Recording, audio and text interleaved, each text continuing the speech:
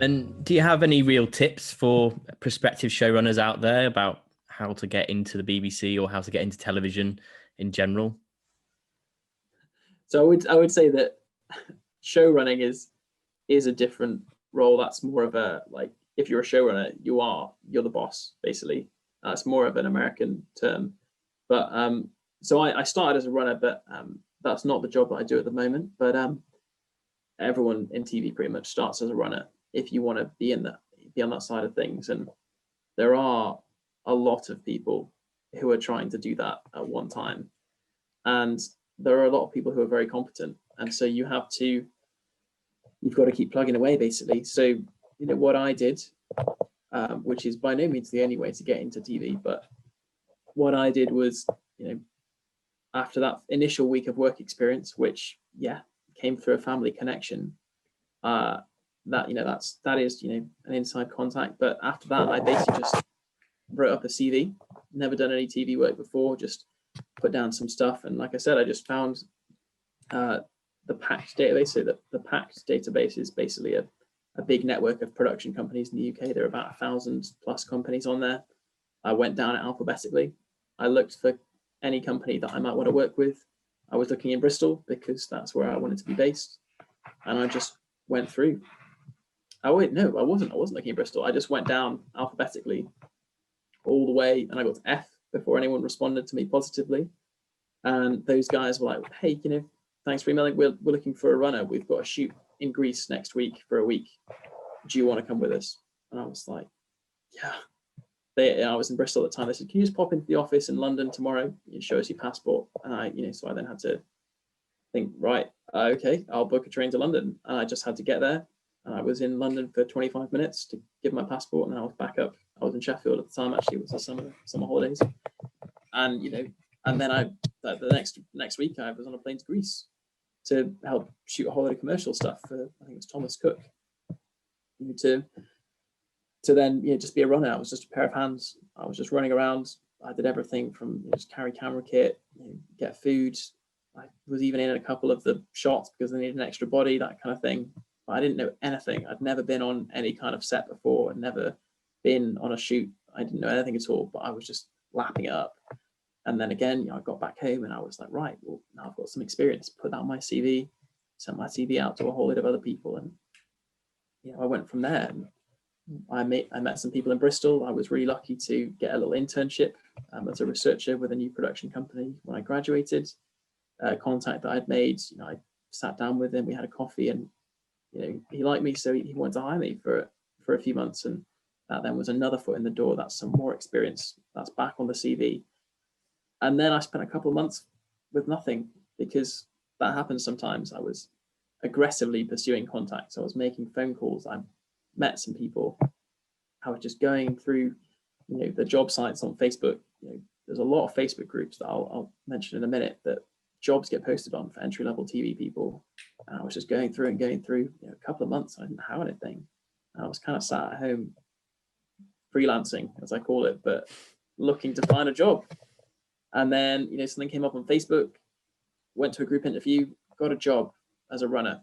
And I was at a post-production house. It's where a lot of people start out. And, I made tea and toast for like 9 months. I learned about how post-production works. I learned the different roles. I worked alongside a lot of people. And what was good about that role is that the post-production company I worked for in Bristol was where a lot of shows, I might want to be a part of were made.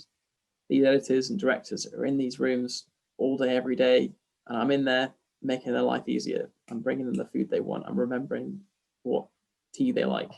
Go buy them their lunch.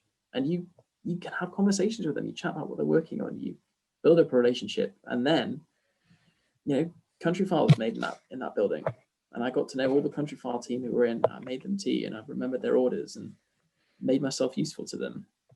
And then when I, through another application, was able to get into this BBC Runners talent pool 6 months later, I then heard, what, Countryfile are looking for a runner. And I was like, great, put me in. And because I was one of, there was a very high number of people who applied for this runners thing. So that one was positive to have that on my CV, that I was one of the people out of 500 or whatever it was who got into this runners talent pool. that then, looks good from a Countryfile perspective. Dan's been vetted already, that here's a CV. But then when I go to the interview, oh, it's just Jo. I make her tea every week. I know her, she knows me, and we have that connection already. So two different strands, a personal relationship that I had made through a working environment, and then some hard graft to build up a CV, to build up some connections, to spend ages over the application that I put into the careers service to get this runners pool thing. That then meant when I got into an interview, I didn't feel overwhelmed at all. It was something that I knew. It was a relationship that I'd built over a number of months that then was positive. So TV is a very relationally based industry, but you don't get a job just, well, at least in my experience, you don't get a job just because you know someone. You get a job because you're competent, and someone. It has to be both. You have to be able to do the job. You have to be good at it. But then if there's two people that they're looking to hire, and you're the person who's been their absolute lifesaver when it's the middle of the night and they need someone to order them Domino's and clear up their mess and do all that kind of stuff, that's then I think, that's the person I'm going to hire. In my interview, actually, they said, we've got to think, who is the person that you'd be willing to sit next to on a plane for 12 hours? As well as the fact that you have to be able to do the job. People who don't relate well to others, people who aren't nice, people who aren't positive influences on a team, they don't get rehired. And I've been lucky to encounter very few of those so far on Countryfile. It's been a great team, but sometimes you'll have a crew member, someone who's along for a day or two, cameraman who's unpleasant or whatever, and just like, well, they're not working with us again. We're not going to hire them. They'll get an X next to their name on the spreadsheet of crew members or whatever, because no one wants to work with someone who's unpleasant. So yeah, I'd say first and foremost, you've got to be likable. You've got to be nice. You've got to be able to get on with people, at least in my experience. But then you have to be flipping good at your job as well. You've got to be really competent, and you've got to be really skilled. You've got to be willing to upskill yourself. At the same time, you can't just coast in the industry that you're in. You have to think, right, well, I've been here for 4 months. What have I gained? How have I improved myself? How have I made myself more employable? So one of the pieces of advice that one of the talent team at BBC gave me is to not stay in a job where you don't feel like you're learning anymore, not to stay in a place where you're just coasting, because you're not going to gain from that. You're not going to be able to step up from there. And thankfully, I've been very lucky in the jobs that I've been in so far to be able to learn a lot consistently. Countryfile is very good at giving you opportunities to learn, to grow, and to be upskilled. The production paid for my drone training. The production's paid for kit for me to be able to use it on location. They are getting a free drone pilot, which would normally be hundreds and hundreds of pounds a day, but I'm gaining from that as well. I'm gaining skills. I've lost count of the number of drone shoots I've been on, and the number of different locations, the number of types of stuff that I've shot, the number of conditions that I've shot in, and that's hugely valuable for me. And I can then leverage that as and when I want to move on to say, look, yes, I've only worked for one production, but I've had 7 different roles so far, and I've had nothing but positive feedback. So yeah, there's a lot to be said for that desire to improve yourself, and a lot of that just comes from relationship.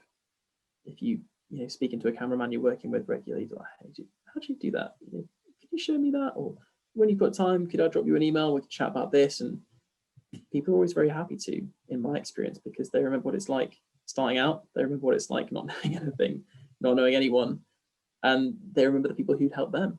They remember the people who gave them a chance.